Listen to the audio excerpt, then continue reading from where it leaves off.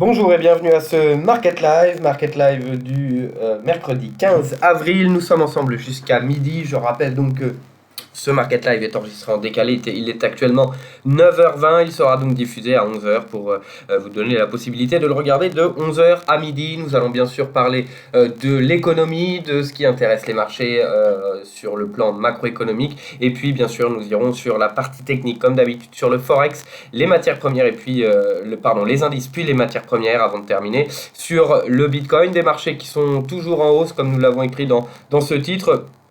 Malgré donc la perspective négative du FMI, pour le moment rien d'inquiétant. Ce qui intéresse les marchés et ce qui les permet de rebondir, bien sûr, c'est la perspective de voir l'économie américaine rouvrir rapidement et bien sûr cet espoir et donc le fait d'une communication de nouveau rassurante ou positive du point de vue, ou en tout cas de la part de l'administration américaine, bien sûr, le président américain qui continue de vendre un plan donc de reprise de l'activité à partir du 1er mai, voire avant selon lui. Nous sommes actuellement le 15 avril, donc les États-Unis ont traîné à mettre donc le confinement en route. Ce n'est pas le président américain d'ailleurs qui l'a fait directement, mais plutôt les État par État, qui ont pris la responsabilité de fermer donc, ou en tout cas de confiner la population et de fermer les commerces non essentiel, et nous le verrons dans ce Market Live. Donald Trump veut maintenant reprendre le leadership sur la réouverture en précisant que ce n'est pas aux États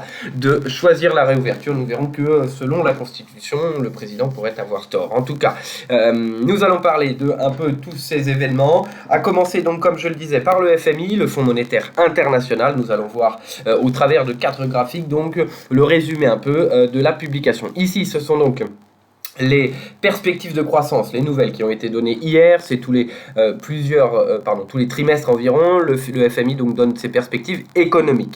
Nous avons ici celles qui ont été données en avril avec 2,9% sur 2019, donc moins 3% sur 2020 contre 3,3% selon les perspectives qui avaient été données en janvier, et 5,8% pour 2021 contre 3,4% qui avaient été données en janvier également. Il ne faut pas s'y tromper, 5,8% de croissance ne rattrape pas les 3% de baisse, et donc il y a tout de même une destruction que nous allons voir sur le graphique suivant, une destruction de 9 000 milliards de dollars donc sur les PIB entre 2020 et 2021. Nous parlons au niveau mondial, world, ici sur la gauche. Donc 9 000 milliards, c'est à peu près le PIB donc, de l'Allemagne et du Japon réunis. Pour voilà, un titre de comparaison, 9 000 milliards, le PIB de la France est un peu plus de 2 000 milliards. Voilà à peu près ce qui va être perdu selon le FMI et selon les perspectives, selon le scénario qui est mis actuellement, et donc pas de dépassement de cette épidémie sur le T3, voire au-delà, ce qui n'est pas garanti du tout. Ici, nous avons les États-Unis, donc 5,9 et 4,7% donc pour 2021, de la même façon, qui n'efface pas cette baisse, et donc ce V-shape, cet retour en hausse extrêmement important vendu par le président américain pour le moment n'est pas forcément soutenu par le FMI, plutôt un retour en U, et donc une croissance, en tout cas une tension baissière qui pourrait durer. Nous avons à peu près les mêmes perspectives dans toutes les régions du monde. Seuls ici les marchés émergents et développés en Asie conservent un PIB positif, une croissance positive de seulement 1%. C'est généralement ces régions du monde qui tirent la croissance mondiale, ici seulement 1%. Nous aurons le PIB de la Chine, qui lui sera publié vendredi, qui est attendu donc, c'est le premier trimestre qui est attendu sur le T1 à moins 9,9%. En tout cas, ce sont les perspectives Reuters, les poules Reuters, et en annualisé, moins 6,5%, donc tout de même une baisse importante. Ce sera la première publication de PIB. Nous suivrons cela avec attention. On le voit donc, une baisse importante ici, donc, et on va le voir tout de suite sur non pas ce graphique. Le graphique, voilà. Le graphique, donc, celui-ci, nous allons revenir, voilà. Le graphique, donc, qui montre une baisse de 9 000 milliards. Si on prend une base 100 avec cette baisse ici, on prend une base 100 sur 2019, donc, à la fin de 2021, La base 100 donc est devenue 102,6 avec les nouvelles perspectives qui sont ici, alors que la base 100 aurait donné 106,2 si nous avions conservé les perspectives économiques qui avaient été données auparavant. Donc on voit tout de suite la différence. Une base 100 en 2019 avec 2 années de croissance ou de décroissance pour 2020, nous arrivons à 102, donc 2,62% d'augmentation sur la période. Si on prend donc les perspectives où nous avions 2020 plus 3,3 et plus 3,4 en 2021, cela donne 106, donc une augmentation sur la période de plus de 6%. Donc tout de même une baisse extrêmement importante et donc un rattrapage qui pourrait être bien plus lent que ce que vend le président américain. Un autre point donc, qui a été soulevé dans ce rapport du FMI, c'est la comparaison avec 2009, bien sûr la crise des subprimes. On voit donc sur la gauche le lockdown, donc ici 2020, Great Lockdown de 2020. Tout est en baisse, que ce soit les économies avancées, donc le G20, ou en tout cas les plus grosses économies au monde, et les marchés émergents et les marchés en développement, les économies en développement, qui, je le disais, généralement tirent la croissance mondiale. Nous avions ici, on le voit, la crise de 2009, eu un impact assez important sur les économies avancées, et en revanche, toujours une croissance sur les économies en développement. Ici, tout le monde sera, ou quasiment, en baisse ici. En tout cas, il y aura un impact négatif comparé à 2009. Dans le détail, ici, voilà, on a l'Inde et la Chine qui avaient tiré la croissance mondiale justement en 2009, qui avaient permis d'avoir seulement, si je peux dire, une baisse de 0,1% du PIB, donc une récession, ou en tout cas une baisse du PIB qui est très légère. Ici, nous attendons une baisse du PIB de 3%, donc attention, ce n'est pas du tout le même impact, et on voit donc l'impact Chine et Inde également qui va être important, et un impact aussi beaucoup plus grand sur les autres économies. Sur le Japon, l'impact est environ le même. Si on regarde sur les États-Unis, la comparaison est, voilà, nous sommes sur le double environ de l'impact, près de moins 6%, nous étions à moins 3%. La zone euro également, l'impact est bien plus important, on le voit ici. Donc voilà, cette rapide comparaison avec donc les perspectives de 2009, ce que nous avions vu en 2009, on voit donc un impact bien plus important. Les marchés continuent en revanche d'acheter le V-shape, ou en tout cas le retour extrêmement haussier de l'économie, avec bien sûr la communication du président américain sur cette reprise de l'économie début mai. Le président américain donc a commencé, nous allons commencer par ici, le président américain gèle les contributions américaines à l'OMS, donc l'organisation mondiale de la santé, WHO, et donc nous avons ici le plus gros contributeur qui a environ 15% des fonds, qui contribue à environ 15% des fonds de l'OMS, 400 millions de dollars donnés, ou en tout cas envoyés par les États-Unis. Trump avait déjà émis bien sûr des objections ou des critiques envers l'OMS en précisant que c'était leur faute, qu'ils n'avaient pas réagi assez vite et donc qu'on aurait pu éviter de nombreux décès ou en tout cas accélérer les choses. Il faut revenir un peu sur la gestion de la crise au début de Donald Trump qui voyait seulement une petite grippe alors que les organisations mondiales, l'OMS notamment et d'autres organisations mondiales de la santé ou même hors santé voyaient ici tout de même une crise épidémique extrêmement importante, une crise sanitaire extrêmement importante. Donald Trump précisait que c'était simplement une grippe. Maintenant, il demande à l'OMS, ou en tout cas il demande à l'OMS des explications. Mais tous les pays ont réagi lorsque les organisations mondiales ont précisé que c'était un risque mondial. On ne va pas, bien sûr, il y a probablement des choses à revoir dans le fonctionnement de l'OMS, il y a probablement des informations qui auraient pu être données plus vite, peut-être, on n'a pas encore de détails, mais tout de même l'OMS a réagi assez vite, a pris conscience du problème assez rapidement. Il précisait notamment, Donald Trump, que l'OMS aurait dû envoyer des délégués, ou en tout cas des salariés en Chine, dès le début. Revenons à la CDC, revenons à la réduction du budget que Donald Trump avait décidé de la CDC. Revenons également sur le fait que Donald Trump avait supprimé ou demandé à la personne qui gérait justement, américaine, qui gérait cette communication entre la Chine et les États-Unis sur la CDC, au niveau de la CDC et des virus, avait été évincé en l'été dernier, si cette personne avait été là, forcément, peut-être que les informations auraient été plus vite, peut-être au-delà de ce que peut faire l'OMS. Donc, on voit de nouveau des critiques, voilà, la façon de faire du président américain de trouver une personne responsable. L'OMS a très probablement une part de responsabilité étant donné que c'est son travail, mais de nombreux pays ont mis le lockdown en place immédiatement lorsqu'ils ont vu l'étendue donc, et l'impact potentiel de cette épidémie. Au contraire, Donald Trump a fait traîner les choses, a précisé que c'était une petite grippe et qu'il n'y avait pas besoin de fermer le pays. Et donc, voilà, de nouvelles critiques pour essayer de trouver un coupable. On se souvient tous de cette phrase de Donald Trump: je ne prends pas la responsabilité. C'était pour un autre point, mais voilà, préciser qu'il ne prendrait pas la responsabilité. Nous allons le voir d'ailleurs sur d'autres sujets. Le dialogue et la communication restent la même. En tout cas, cela est extrêmement inquiétant. Pour revenir à ce gel, 400 millions de dollars, même si bien sûr les contributions ont déjà été données pour une partie durant l'année, mais cela a deux impacts bien sûr. C'est qu'il va falloir investir plus dans la santé, au-delà bien sûr de cette épidémie, qu'il faut investir aujourd'hui pour donner les moyens à l'OMS de ralentir l'épidémie, de faire des recherches, donc ici cette contribution aux États-Unis pourrait d'ailleurs servir à faire des recherches sur les vaccins, on n'en sait rien, mais c'est surtout qu'au niveau mondial, cela donc montre un peu les divergences et est en train de, une fois de plus, donc de séparer un peu les différentes économies,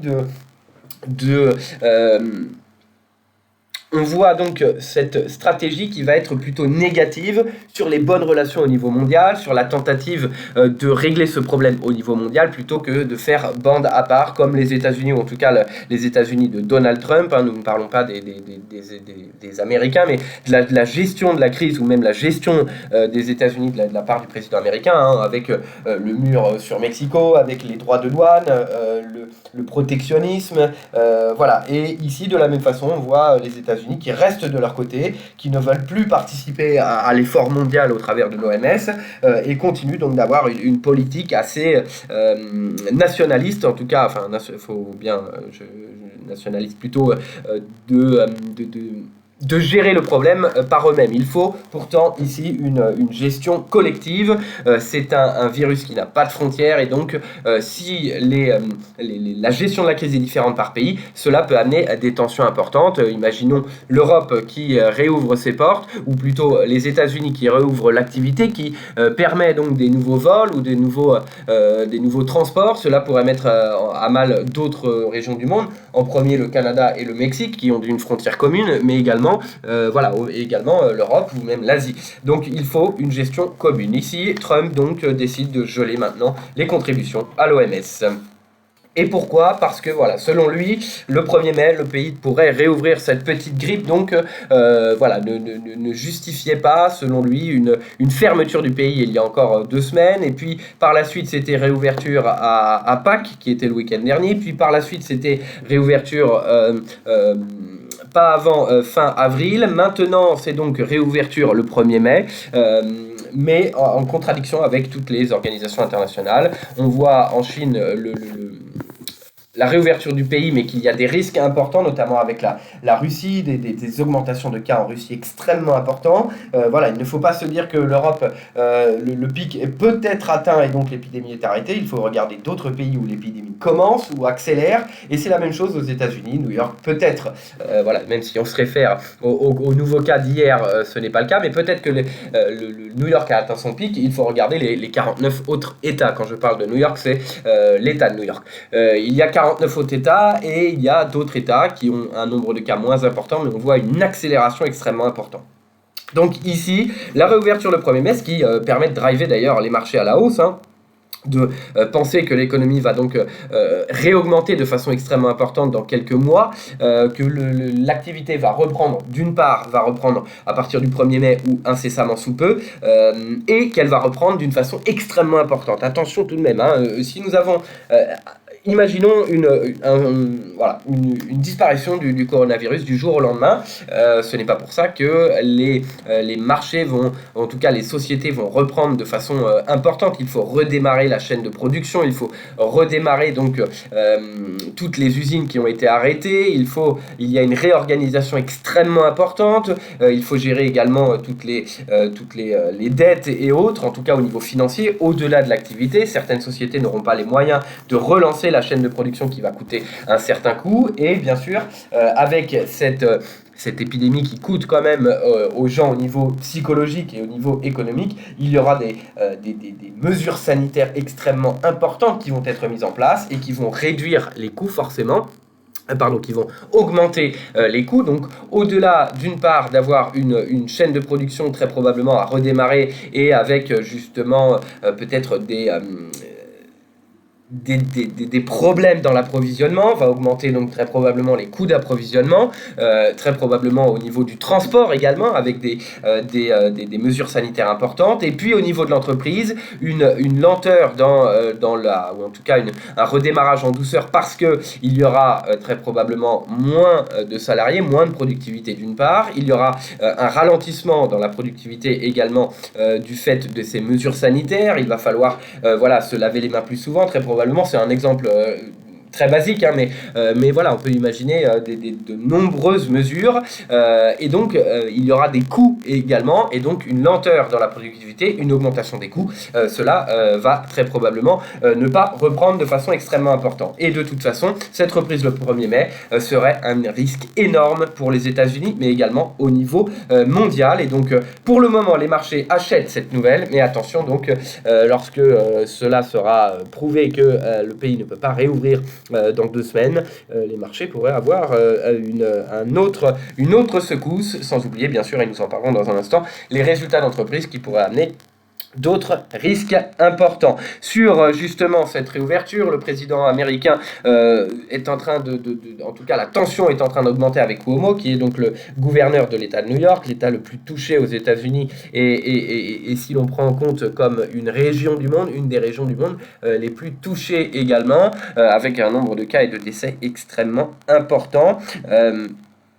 Ici donc une Cuomo qui précise donc que ce n'est pas au président américain, parce que le président américain a précisé qu'il prendrait cette fois-ci la responsabilité de réouvrir le pays. Revenons un peu en arrière également, Donald Trump donc qui ne souhaite pas prendre de responsabilité pour des erreurs qui ont été commises, également ne voulait pas prendre la responsabilité de fermer le pays, que c'était donc plutôt au gouverneur de choisir justement cette fermeture du pays, mais maintenant qu'il est question peut-être éventuellement de le réouvrir, c'est donc à lui seul de prendre la décision, bien entendu, pour bien sûr avoir une image comme quoi le président américain a réouvert donc l'économie. Mais constitutionnellement, je ne suis pas spécialiste de la constitution américaine, bien sûr, selon les experts, le président pourrait ne pas avoir le pouvoir, selon la Constitution, d'ordonner cette réouverture. Toujours selon les experts, il est en mesure d'augmenter les restrictions concernant justement le pays face à des risques d'urgence nationale, mais il ne peut pas, en tout cas la Constitution ne prévoit pas qu'il puisse ordonner l'adoucissement de ces mesures. Je le rappelle, je ne suis pas un spécialiste de la Constitution américaine, selon les experts.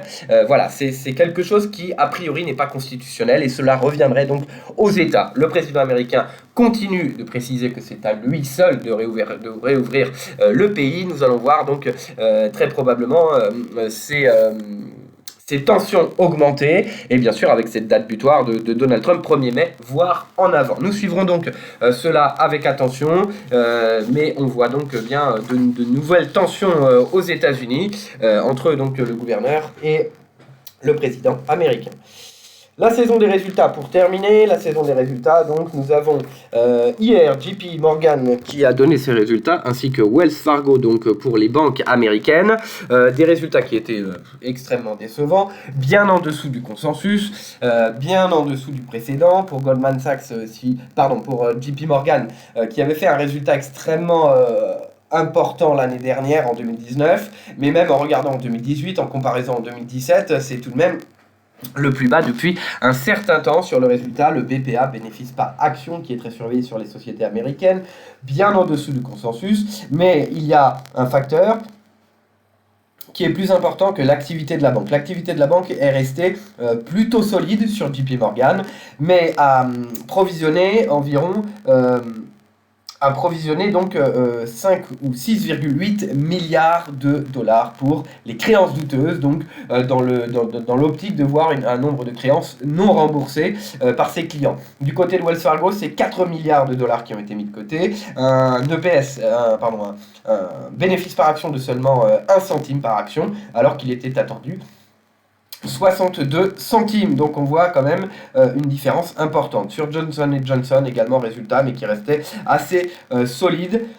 Nous aurons aujourd'hui, c'était les résultats d'hier, nous aurons aujourd'hui Bank of America, Citigroup, Goldman Sachs. Voilà pour les résultats du terrain aux États-Unis. En Europe, on regardera également l'activité donc des aéroports avec Aéroport de Paris et Fraport à Francfort, qui pourrait être bien entendu sous pression. C'est surtout la semaine prochaine où nous aurons une accélération de ces résultats avec IBM, SAP, Netflix, Chipotle ou encore Alphabet, Facebook, Visa, enfin des résultats extrêmement surveillés au-delà des banques.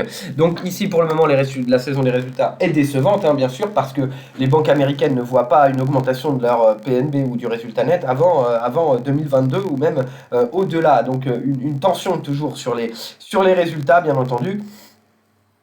Et on voit un autre point sur les banques qui avait déjà été annoncé, que ce soit en France, au UK ou aux États-Unis, c'est la hausse des taux d'intérêt. La hausse des taux d'intérêt alors que les taux de la Banque centrale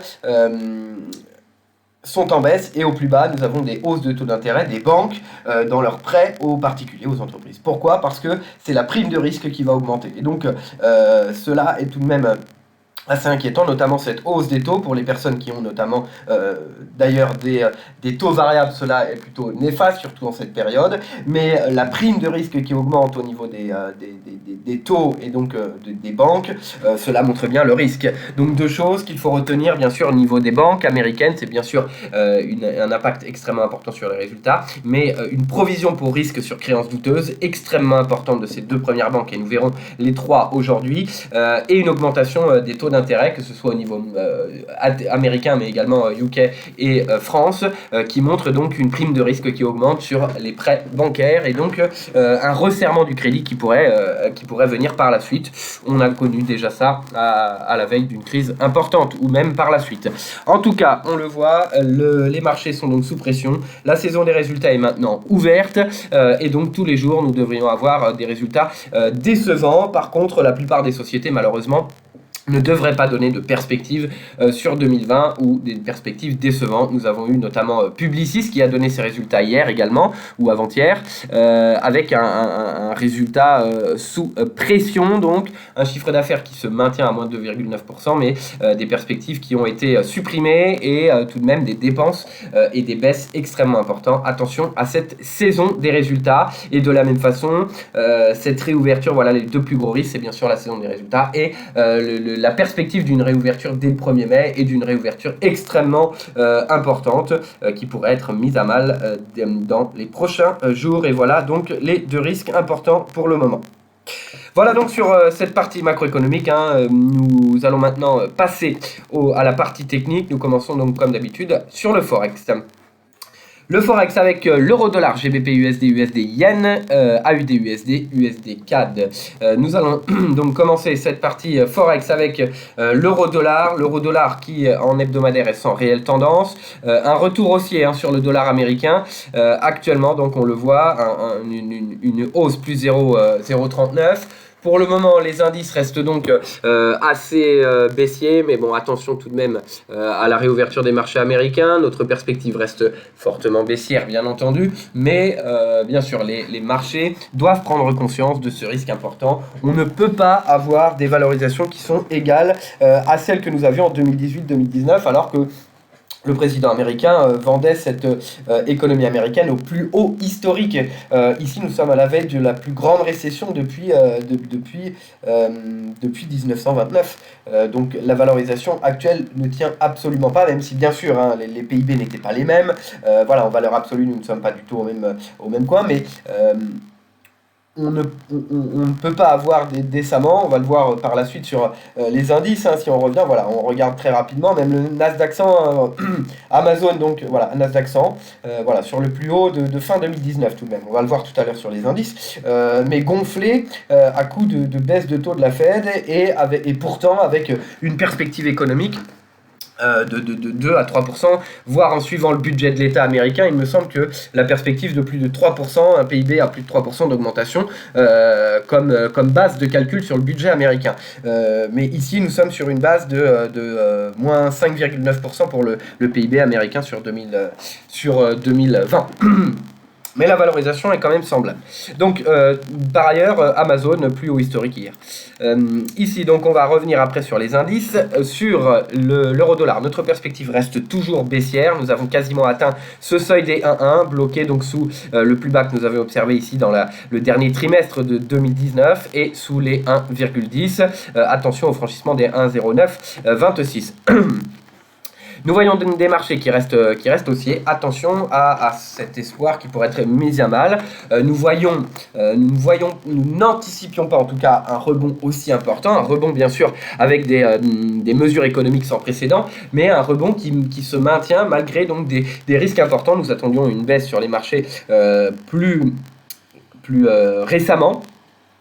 Mais notre perspective reste toujours la même, d'une perspective baissière et encore plus baissière, pas de rebond en hausse, surtout si aux États-Unis il y a une réouverture ou même au-delà, s'il y a une réouverture trop précoce justement de l'économie mondiale. Au niveau technique, donc, je le disais, échec sous les 1,1, échec sous les plus bas que nous avions observé ici, donc retour en tout cas sous les plus bas du dernier trimestre de l'année, retour sur nos 1,0926 sur le support ici qui a permis le rebond en tout cas de reprise ici, qui est situé actuellement sur les 1,0911 qui est notre objectif. Par la suite, le franchissement, le maintien sous ce niveau pourrait nous ramener une nouvelle fois sur les 1,08. Donc ici, nous conservons un objectif de revenir sur les 1,0911, 1,09 sur l'euro-dollar, donc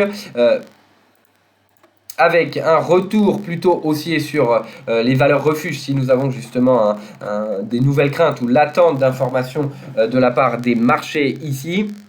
Et nous pourrions voir une nouvelle accélération ici, 1,08 qui correspond également au quasiment à 1,0788, à ce support oblique donc que nous avons observé, un support oblique qui avait été utilisé ici, mais voilà, une résistance importante, un support par la suite à plusieurs reprises, et puis on le voit également avait permis le rebond, et donc sous les 1,09 que nous avons cités, retour ici sur les 1,08, 1,0788. Mais attention, parce que si les marchés continuent de progresser de façon importante, s'ils continuent d'espérer une hausse importante, nous pourrions aller sur les 3000 points donc sur les indices américains et en tout cas sur le S&P 500, et ici le dollar américain donc pourrait reprendre sa tendance baissière et un retour haussier vers de nouveau les 1,11. Nous conservons tout de même une perspective baissière sur les indices américains, mais tant que le marché achète cette reprise de l'économie début mai, et surtout une économie qui rebondit de façon importante, nous serons donc dans un déni total, et en tout cas nous pourrions voir un retour haussier sur les marchés. Mais attention, la chute sera probablement plus difficile. Voilà, donc l'anticipation dans la journée d'une poursuite de la baisse, nous regarderons l'ouverture des marchés américains. Nous regardons l'ouverture des marchés américains, donc si nous avons une baisse sur les marchés, cela pourrait conduire à une poursuite de la hausse du dollar américain avec les niveaux que nous avons observés. Retour haussier, espoir un peu trop élevé d'une reprise pourrait amener justement ce retour haussier sur l'euro-dollar. Donc nous suivrons cela avec attention. Au niveau des perspectives économiques, en tout cas, non pas des perspectives, mais du calendrier économique, en tout cas des statistiques que nous allons attendre. En fin de semaine, nous aurons pas mal de statistiques qui vont être extrêmement importantes. Aujourd'hui également, aux États-Unis, que nous allons regarder les ventes au détail principales et les ventes au détail globales. Les deux sont attendus au plus bas depuis plus de 20 ans, en tout cas depuis les statistiques que nous avons des années 90. Vente au détail, moins 8% pour le global, et principal, moins 4,8%. Cela, donc, c'est les ventes, le retail, donc c'est les ventes au détail des particuliers notamment. Et il ne faut pas oublier que le PIB des États-Unis est donc à 70% fait par la consommation américaine. Et donc cette donnée est extrêmement importante. Cela va confirmer donc une contraction du PIB s'il y a des tensions encore plus importantes sur les ventes au détail et donc sur la consommation américaine et donc sur 70% du PIB américain. Cela pourrait également amener des risques importants. Voilà donc en tout cas aux États-Unis, nous aurons ce type de statistiques et nous aurons toujours les résultats d'entreprises. Attention. Voilà, sur l'euro-dollar, nous continuons ici avec le GBP-USD qui est sous pression, avec une économie ou des informations concernant l'économie qui sont de plus en plus décevantes. Le GBP qui avait rebondi durant les dernières séances avec la baisse du dollar américain, avec la sortie des soins intensifs du Premier ministre, et puis là nous avons un retour baissier avec des informations plutôt négatives donc sur l'économie américaine, sur l'économie au Royaume-Uni, et nous avons tout de même voilà, et nous avons donc le risque Brexit également, avec les reprises des discussions, malgré les risques donc sur l'économie, nous avons ce risque Brexit qui pourrait laisser le Royaume-Uni un peu seul s'il y avait des risques qui augmentaient. L'Union européenne peut aider au même niveau que la Fed. La BOE également peut financer, mais bien sûr avec des risques plus importants s'il y a le Brexit réellement, en tout cas si la période pas de confinement, mais si la période de transition s'arrête à la fin de l'année. Donc attention tout de même sur le GBP-USD, mais cela est également drivé par le dollar américain, bien entendu. Ici donc au niveau, non pas hebdomadaire, au niveau journalier, pardon, sur le GBP-USD, quels sont les niveaux que nous allons surveiller? Voilà, l'échec ici, donc sous ce niveau, sous les 1,2589, qui avait servi ici de résistance, de support également à plusieurs reprises. Nous allons maintenant surveiller un retour sur les plus bas que nous avions observé ici fin 2018, début 2019, qui est donc les 38,2 de Fibonacci, qui ont également servi de résistance durant une courte période, en tout cas récemment, fin mars, et donc en cas de poursuite de l'accélération du dollar, actuellement plus 0,47, retour très probable sur les 1,2462, on voit l'effet de baisse également de la livre, et donc un retour probable sur les 1,2462, c'est notre objectif. Un retour au-delà des 1,2589 pourrait nous permettre ici de venir sur les 1,2770, mais entre la hausse du dollar américain, les inquiétudes sur l'économie au Royaume-Uni, la tendance devrait se poursuivre à la baisse. Voilà, nous poursuivons avec l'USD Yen. L'USD Yen qui pourrait marquer une figure graphique ici de double rebond et d'un retour haussier. En tout cas, on voit ce rebond sur les 107 à deux reprises sur l'USD Yen, ce qui pourrait amener donc un double bottom ici et de revenir d'abord sur le plus haut ici des 109,40, voire sur le plus haut ici au-delà des 111 au niveau graphique, bien sûr. Donc des niveaux intermédiaires à surveiller.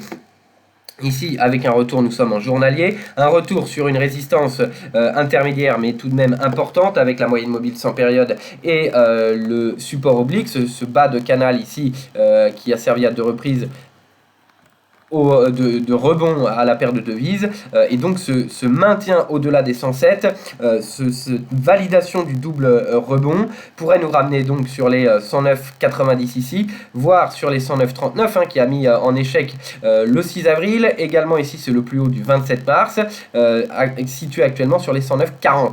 Un dépassement par la suite et un maintien au-delà des 109,40 devrait accélérer la tendance vers les 111, voire au-delà ici 111,70 sur le plus haut que nous avons observé. Donc voilà sur le journalier, ce maintien au-delà des 107 que nous allons surveiller avec attention.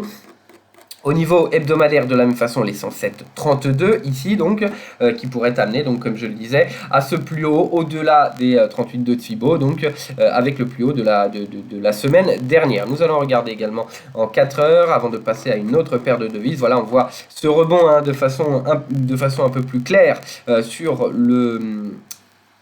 Sur l'USD Yen, le dépassement, c'est 107 qui avait permis le rebond également, hein, on le voit, en tout cas un léger rebond, mais qui avait permis de ralentir la tendance au niveau de début mars, et donc une accélération qui pourrait être visible, voilà, sur les mêmes niveaux que nous avons observés, donc les niveaux importants à surveiller, voilà, en journalier, les 107,50 qui pourraient être dépassés pour venir surtout ici, mais on voit également des niveaux intermédiaires, donc dans cette progression. Un retour sous les 107 pourrait en revanche invalider cette confirmation d'un retour haussier qui pourrait être principalement drivé bien sûr par le dollar américain, parce qu'on le voit actuellement, une hausse inférieure à la hausse du dollar américain et tout de même donc une tension sur le yen actuellement. Tension haussière sur le yen.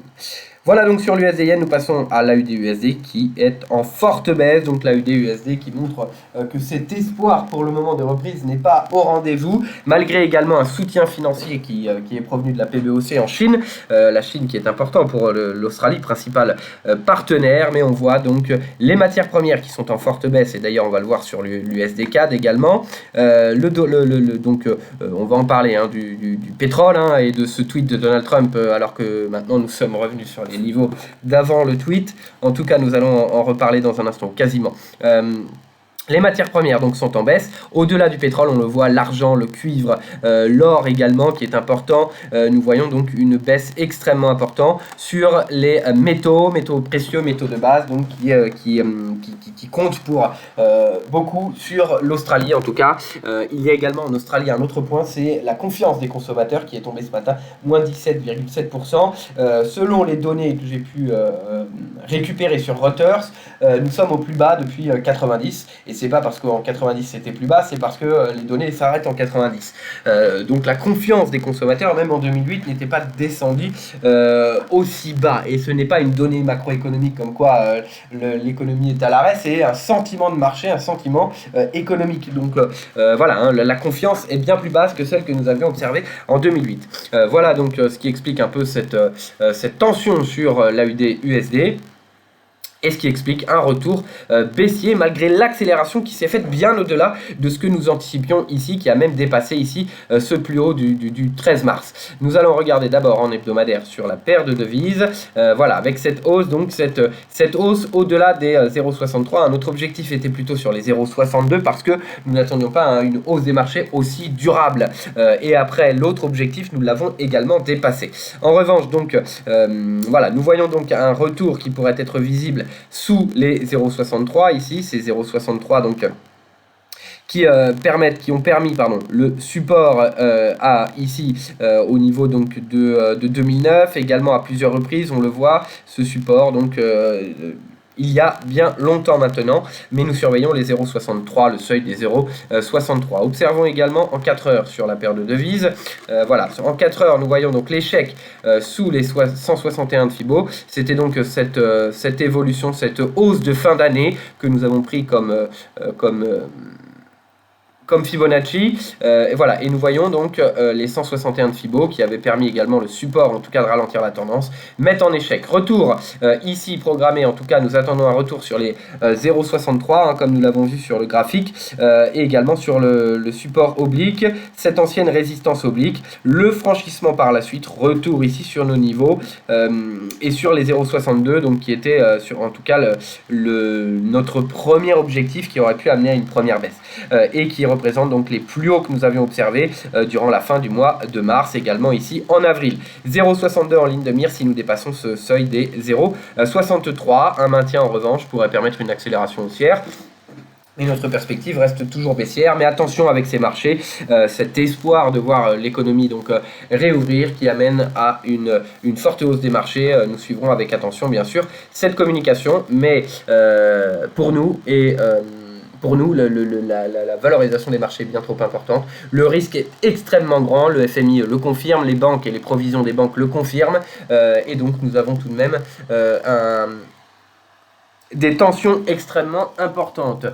Nous avons également, et nous allons en parler tout à l'heure, l'IAE qui vient de publier certaines informations, nous en parlerons tout à l'heure sur Nous en parlerons tout à l'heure, donc sur le pétrole, bien sûr. Le pétrole qui est toujours en baisse. Nous allons d'ailleurs en parler rapidement du pétrole ici avec l'USD CAD. L'USD CAD, bon, qui est sous tension, en tout cas qui progresse une nouvelle fois.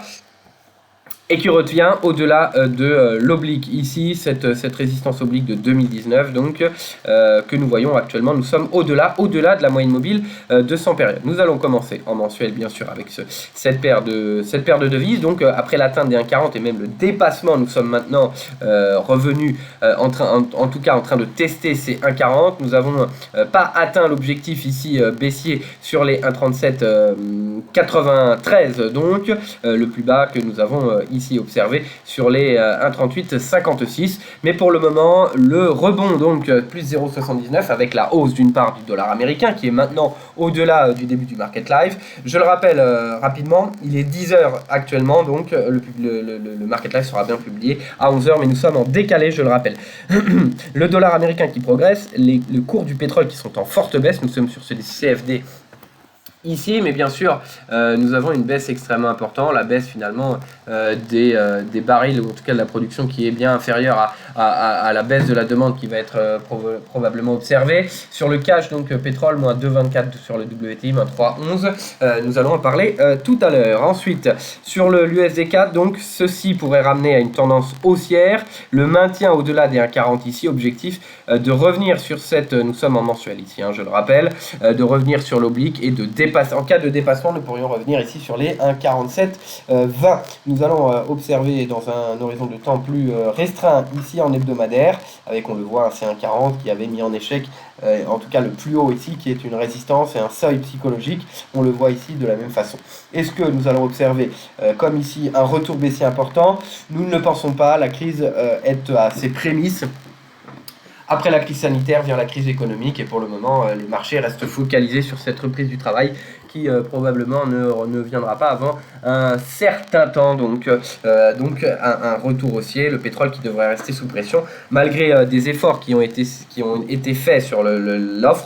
Les tensions sur la demande sont toujours présentes et donc les cours du baril pourraient rester sous pression. Le cours du dollar pourrait remonter une fois que les marchés auront accepté le fait que l'économie ne reprendra pas de façon extrêmement importante, même s'il peut y avoir un soutien, et qu'il devrait y avoir un soutien extrêmement important des mesures qui ont été décidées.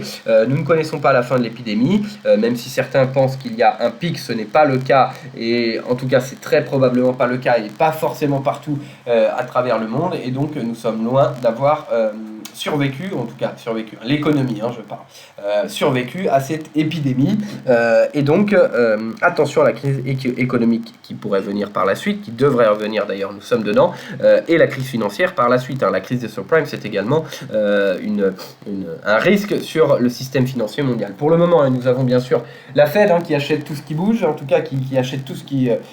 tout en fait, et donc l'économie appartient de plus en plus à la Fed qui fait fonctionner l'économie au travers de la dette, qui est bien sûr d'actualité depuis maintenant 10 ans. Cela a permis de sauver les marchés financiers et la finance et le monde, en tout cas l'économie que nous connaissons en 2008, mais depuis l'économie est sous tension, en tout cas sous perfusion, et là une nouvelle crise. Nous ne sommes pas sortis de cette perfusion et donc nous doublons simplement la perfusion de liquidités aux économies. Donc la Fed contrôle un peu donc l'économie mondiale finalement de plus en plus. En tout cas, le bilan tend à doubler par exemple de la Fed. Bon, nous avons tout de même un problème assez important. Au-delà de la crise court terme ou de la crise économique et la crise sanitaire, il y a quand même un problème extrêmement important de dette, même si en effet la Fed peut imprimer des billets à l'infini. Il y a un moment où finalement tous les actifs seront possédés par la Fed, par la création de richesses qui reste du vent, enfin en tout cas c'est de l'impression de billets qui achètent tous les actifs au niveau mondial. Donc il y a un autre problème également plus long terme. Nous allons nous concentrer d'abord sur le problème économique qui va être le premier à venir après la crise sanitaire et donc des faillites, on le voit au travers des banques. Nous allons en parler sur les indices. Revenons sur notre USD4, les 1,40 ici. Le franchissement devrait permettre une nouvelle accélération donc sur la paire de devises sur fond de baisse du pétrole, de tension sur le pétrole et de hausse du dollar américain. Maintenant 0,55, nous étions plutôt à 0,40 lorsque nous avons commencé le market live. En 4 heures, voilà les signes, pardon, les niveaux que nous allons suivre. La moyenne mobile 200 qui permet d'anticiper, ou en tout cas de voir une hausse au-delà des 1,40 avec un objectif sur les 1,41, 1,41,55 qui est notre objectif avant un dépassement donc de l'oblique que nous avons vu 1,41,55 si nous dépassons les 1,40. Voilà donc sur le Forex. Nous allons poursuivre maintenant avec les indices qui sont un peu sous pression. Nous verrons le CAC ici en France, l'Allemagne 30, le DAX 30, le Dow Jones, S&P et Nasdaq 100.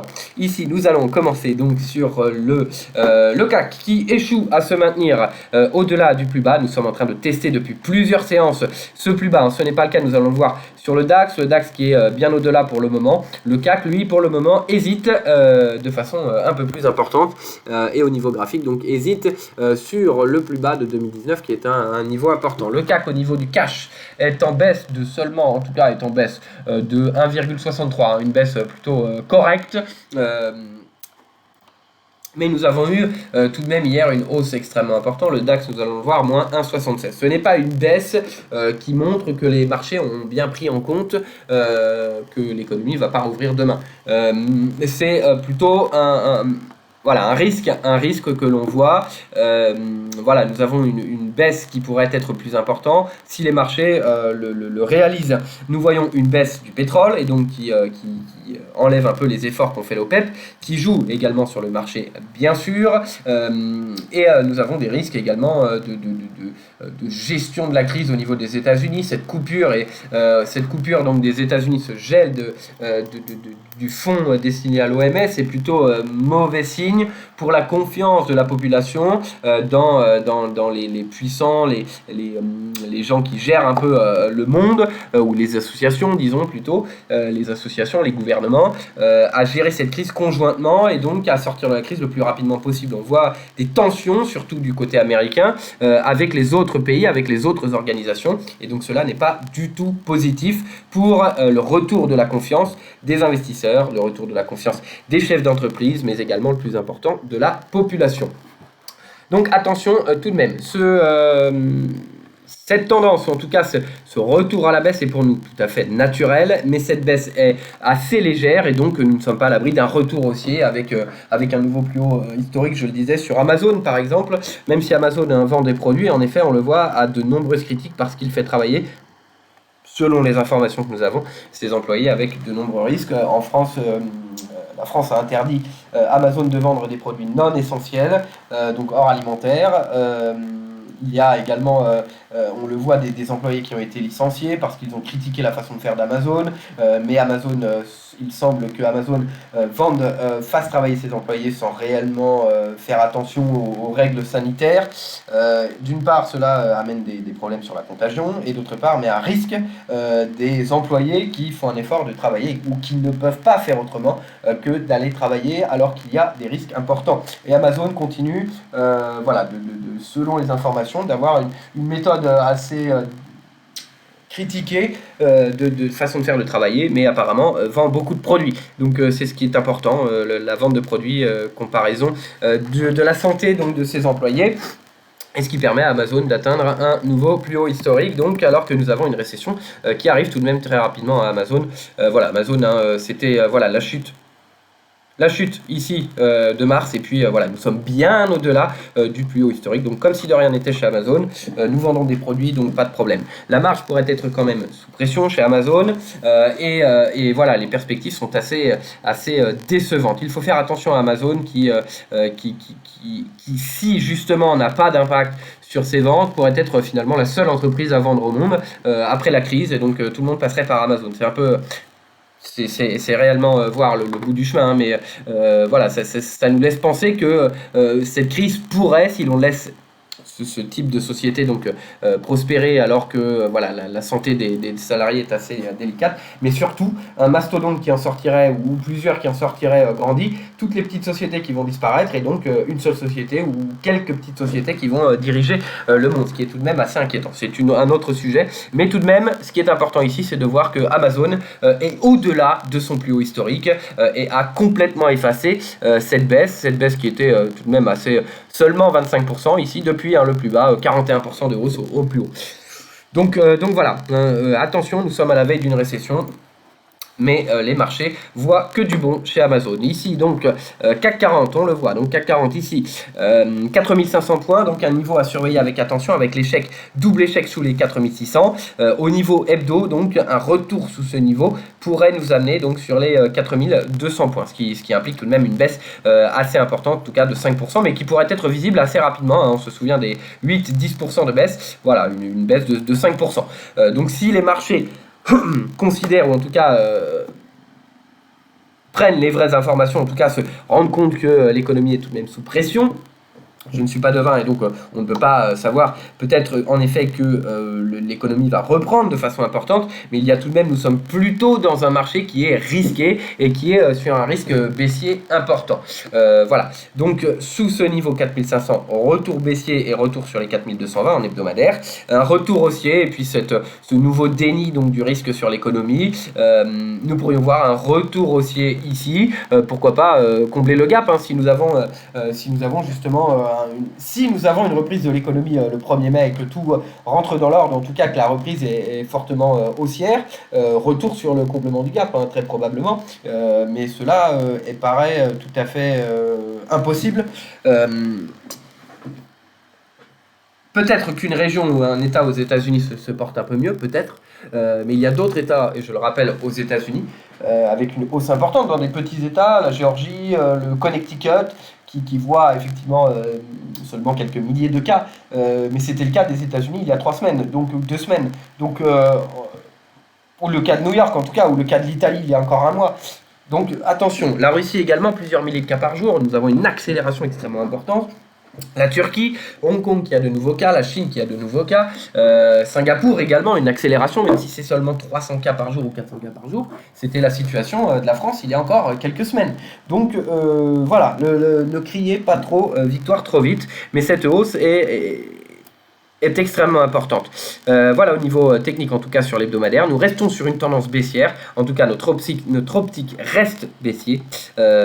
Attention aux faux espoirs. Voilà, hein, le marché conserve une tendance baissière et nous attendons un retour baissier au moins sur les niveaux que nous avons observés, voire en dessous. En tout cas, ici, nous avons au niveau technique un échec.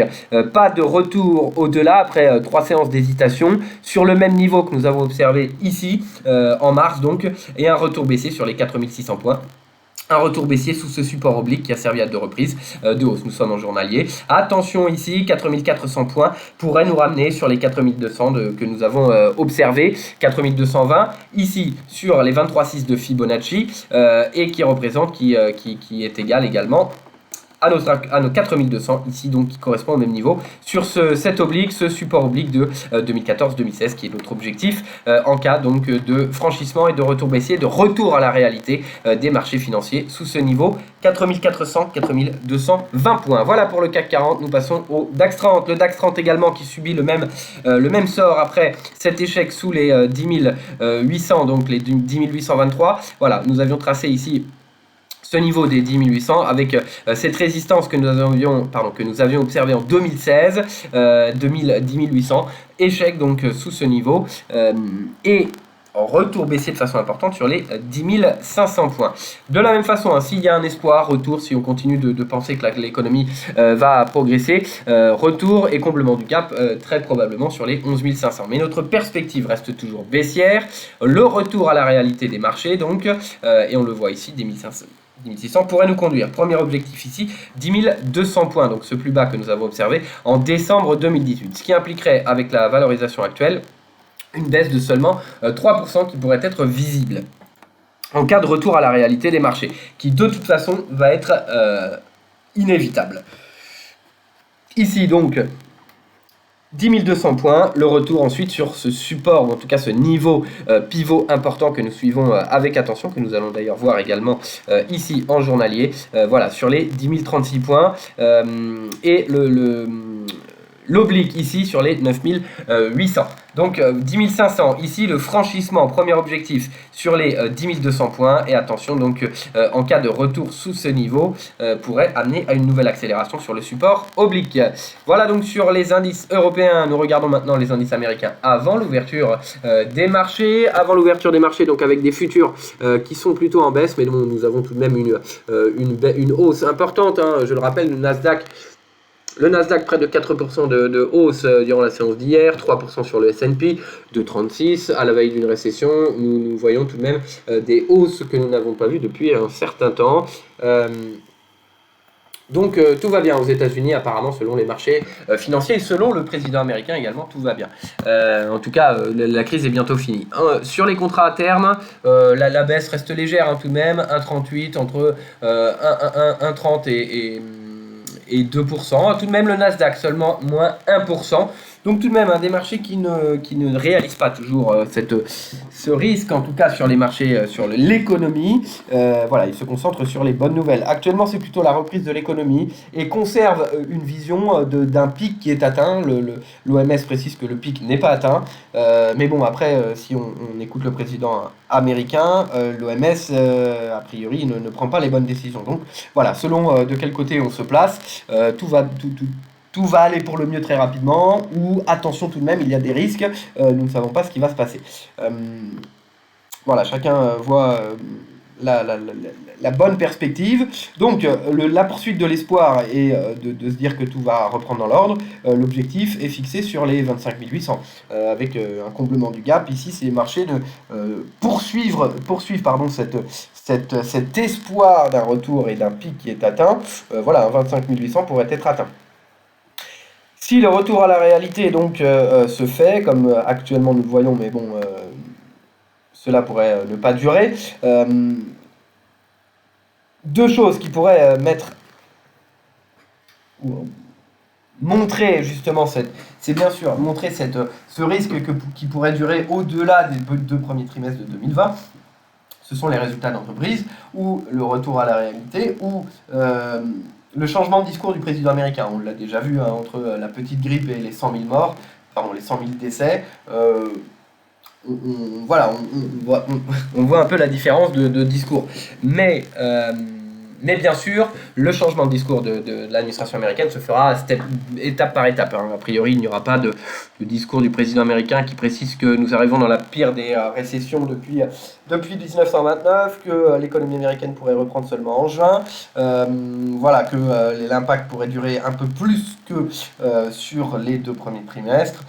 Voilà, c'est une des raisons. Cela pourrait être amené par le résultat d'entreprise, mais il est peu probable que nous ayons beaucoup de perspectives économiques de la part des entreprises, et donc un manque de visibilité important, mais cela pourrait être bien sûr des risques, ou une hausse pendant plusieurs jours, comme nous l'avons vu d'ailleurs durant les dernières 24 heures à New York ou aux États-Unis, une hausse durable du nombre de cas qui montre donc que le pic n'est pas atteint et que les risques sont importants pour l'économie, et donc que l'économie ne doit pas réouvrir à partir du 1er mai. Nous le verrons par la suite. En tout cas, notre perspective reste baissière dans le cas où les marchés restent focalisés sur l'espoir d'une hausse importante, 25 800 ici. Là, l'échec sous les 24 000 depuis plusieurs séances maintenant pourrait nous amener, donc objectif 23 523. Nous allons regarder en 4 heures.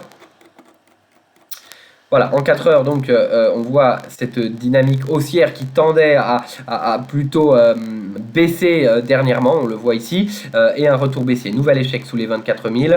Nous allons plutôt regarder en hebdomadaire directement. Voilà, en hebdomadaire, un niveau important. Hier, nous aurions pu voir ce dépassement et voir un retour aussi important.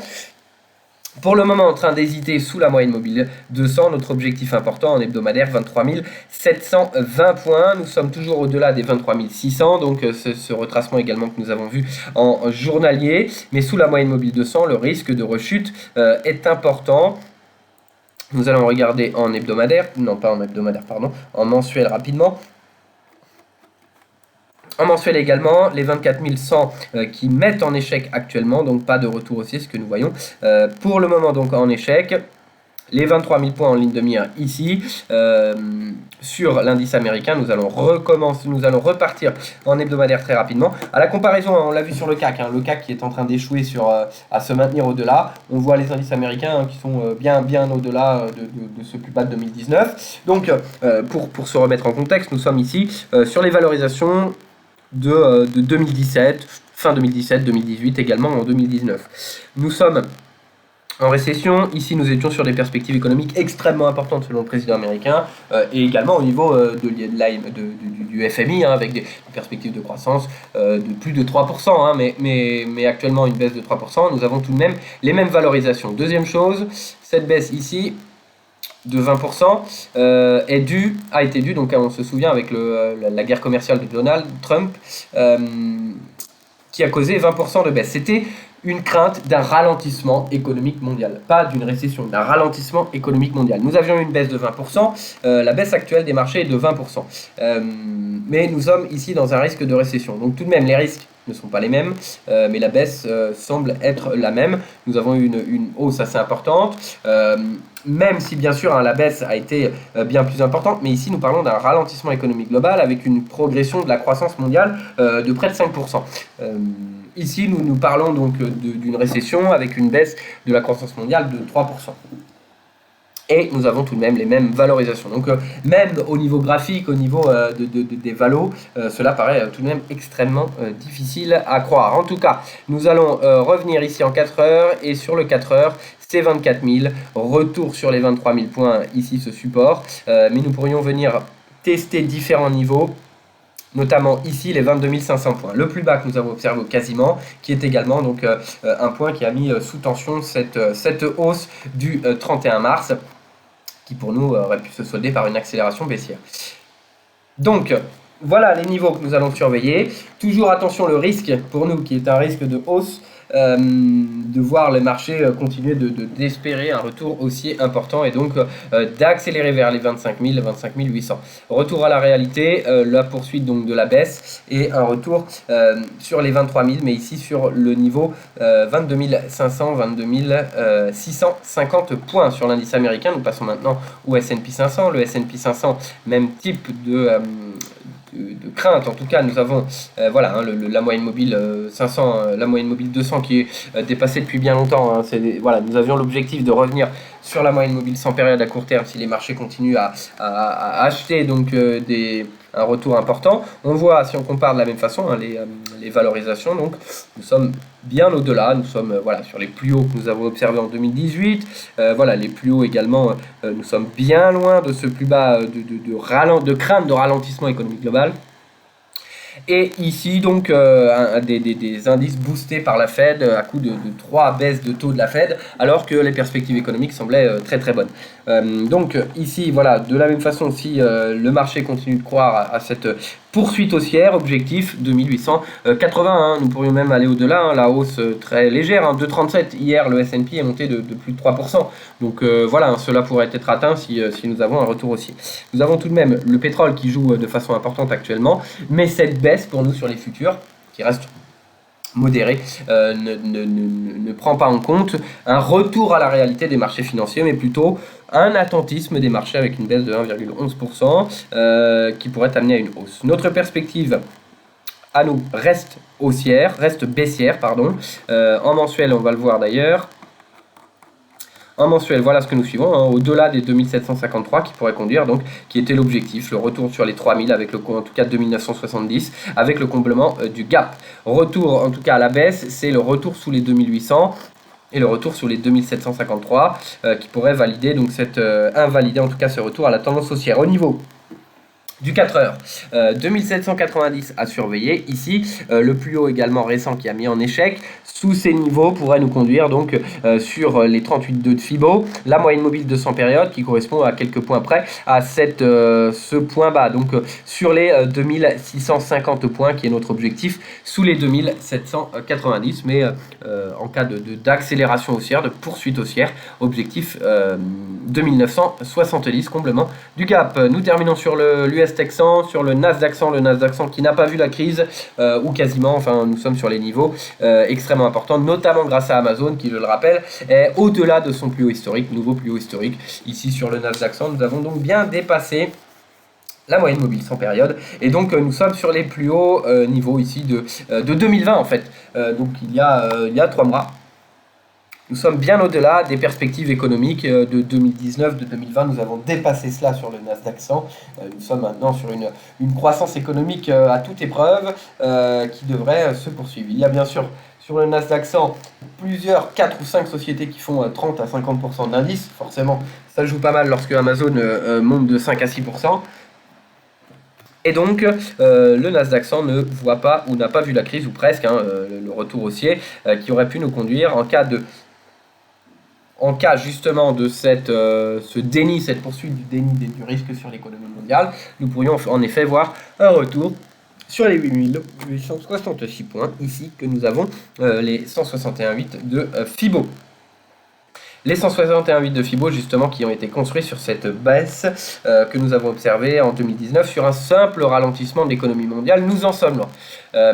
Mais voilà, l'extension de Fibo nous donne, et a permis d'ailleurs, a mis en échec à plusieurs reprises, on le voit, la progression du Nasdaq 100. En cas de rebond et de déni, retour sur les 8866. En cas de franchissement, nous pourrions revenir sur ce niveau de support important et qui est situé ici. Donc seulement 4% de baisse. Le Nasdaq 100, près de 4% de hausse. 3,95 durant la séance d'hier. Donc voilà, rien de... nous pourrions voir un retour important. Les baisses sont importantes.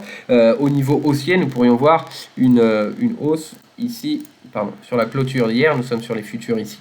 Voilà, une nouvelle hausse de 4% nous amènerait assez haut sur le Nasdaq 100. Voilà les niveaux donc, que nous allons surveiller. Attention à cet optimisme trop important des marchés. Nous terminons avec les matières premières. Nous allons aller assez rapidement sur les matières premières parce que nous sommes mercredi cet après-midi. Market Live sur les matières premières, donc à 16h, je vous invite à regarder ce Market Live à 16h, nous aurons plus de détails. On va faire ici rapidement le cours de l'or, on va également regarder le cours du pétrole et on va finir sur le BTC, sur le Bitcoin très rapidement. Mais cet après-midi, nous verrons le cours de l'or, de l'argent, du cuivre, les deux pétroles, éventuellement nous passerons sur le gaz et nous regarderons tout cela et des paires de devises associées. Donc c'est pourquoi je vais aller assez vite sur les matières premières, mais tout de même voir le cours de l'or et le cours du pétrole. Le cours de l'or qui a bien progressé, qui poursuit son appréciation avec la baisse du dollar américain, et donc on voit ce phénomène. On en a parlé il y a quelques semaines, depuis le début de la crise même, que le cours de l'or allait très probablement baisser depuis cette baisse importante avec les couvertures d'appel de marge notamment, et cette recherche de la liquidité. Nous attendions une baisse plus importante, ou en tout cas au moins un retour sur les 1450 $, et par la suite une hausse importante. C'est ce que nous anticipions. La hausse, en tout cas le phénomène est visible actuellement, comme si justement nous avions atteint le point bas sur les marchés, et un retour haussier immédiat sur le cours de l'or avec une baisse du dollar américain. Actuellement nous sommes en hausse, mais le cours du dollar qui est en baisse. Et donc bien sûr cela est exact au consensus, en tout cas à la perspective que nous faisions, mais pour nous le point bas sur les marchés n'est pas atteint, le marché augmente de façon plus importante que prévu et un retour sur le dollar est très probable, et donc une nouvelle baisse du cours de l'or, même s'il est probable que nous ayons atteint le plus bas sur le cours de l'or avant une accélération extrêmement importante. Attention tout de même à un retour sur ce niveau. Et donc à court terme, selon les deux probabilités bien sûr, si nous avons une hausse des marchés financiers, une baisse du dollar, nous pourrions voir une nouvelle hausse donc du cours de l'or ici. Voilà, et nous pourrions venir tester au-delà des 1750, les 1796. On voit une résistance également importante. Voilà le phénomène dont je vous parlais après ce point bas donc de 2019. Mais attention, on le voit. Regardez, le mars 2018. Un point bas ici observé en avril 2018, un retour haussier presque au contact ou non loin justement de ce plus haut, et puis par la suite on voit que le point bas a été bien plus important que le point bas que nous avons observé. De la même façon ici, un retour, un point bas, un retour haussier presque au niveau et puis un nouveau point bas. Donc attention tout de même à ce point bas sur le cours de l'or. Voilà, nous pourrions avoir une chute, une nouvelle chute extrêmement. Regardez la chute en une semaine qui nous a conduit sur les niveaux que nous avons actuellement quasiment voilà, aux 1500 directement. Donc attention à une chute qui pourrait être importante. Voilà donc sur le cours de l'or, une espérance, le cours du dollar sous les 1700, 1703 dollars qui était le plus haut ici. Attention ici à une accélération, un retour sur les différents niveaux que nous allons voir en journalier sur le cours de l'or. Et donc les 1703 ici, nous pourrions voir un retour ici sur les 1650 dollars. Donc une accélération en cas de retour aussi sur le dollar, en cas de crainte donc sur les marchés financiers, une accélération. Mais si au contraire les marchés vont bien, comme le laisse penser donc le président américain et l'achat des marchés, qui price toujours un retour haussier important, nous pourrions voir un retour au-delà des 1750 et un retour sur les 1795 dollars. Voilà donc sur le cours de l'or, je le disais donc rapidement, nous passons maintenant au cours du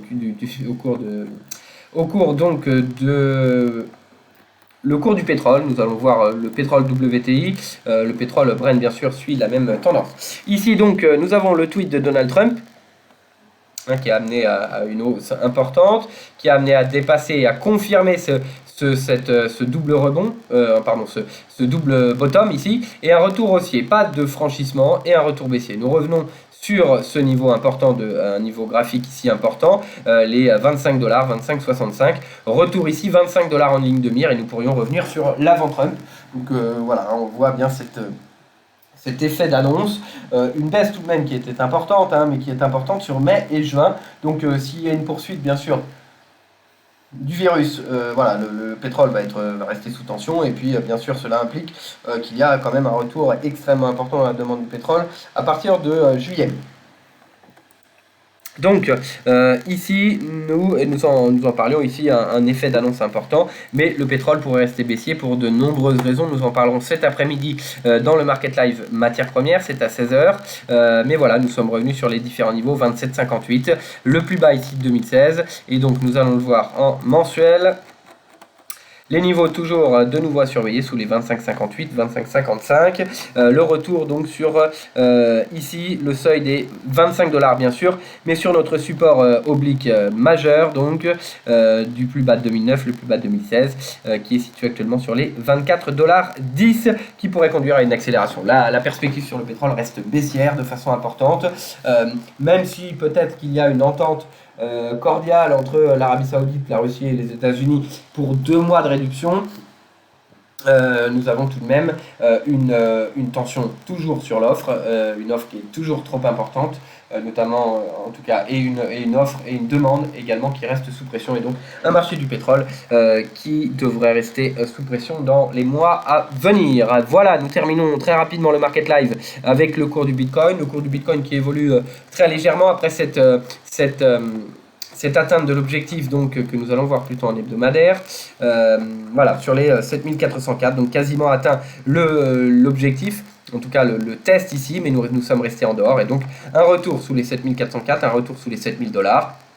Une tension, une perspective qui reste baissière avec les 6400 ici du plus bas que nous avons donc en décembre 2019. Attention sous les 6400, retour ici sur la moyenne mobile 200 périodes. Le Bitcoin agit un peu comme les marchés et baisse de façon importante si les marchés sont fortement baissiers, mais il y a bien sûr des soubresauts, en tout cas des variations technique également important, c'est 7404 dollars. Attention au retour baissier. Voilà pour ce Market Live, donc Market Live du 15 avril, cet après-midi. Je le rappelle, on se retrouve pour les matières premières. Ce sera à 16h. On va parler donc des métaux précieux, métaux de base, l'énergie, également quelques paires de forex associées à ces paires de devises. C'est cet après-midi à 16h. Demain, vous retrouverez de nouveau Alexandre Baradès, ce sera en direct de 11h à midi, je le rappelle, il est 10h33 ici. Vous retrouverez tout de même le Market Live donc à 11h. Demain, Alexandre Baradès, cet après-midi, les matières premières. Et bien sûr, la saison des résultats que nous verrons une nouvelle fois à 16h, donc jeudi. Merci à tous de nous suivre durant ces Market Live.